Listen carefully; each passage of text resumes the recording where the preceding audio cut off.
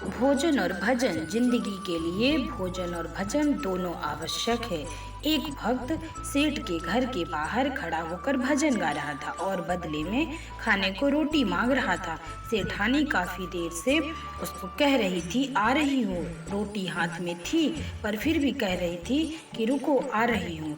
भिखारी भजन गा रहा था और रोटी मांग रहा था। सेठ ये सब देख रहा था पर समझ नहीं पा रहा था।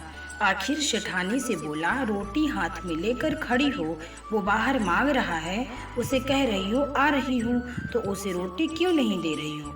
सेठानी बोली, हाँ रोटी दूंगी, पर क्या है ना कि मुझे उसका भजन बहुत प्यारा लग रहा है। अगर उसको रोटी दूंगी तो वो आगे चला जाएगा।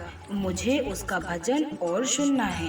यदि प्रार्थना के बाद भी भगवान आपकी नहीं सुन रहे हैं तो समझना कि उस सेठानी की तरह प्रभु को आपकी प्रार्थना प्यारी लग रही है। इसलिए इंतजार करो और प्रार्थना करते रहो। जीवन में कैसा भी दुख और कष्ट आए पर भक्ति मत छोड़िए।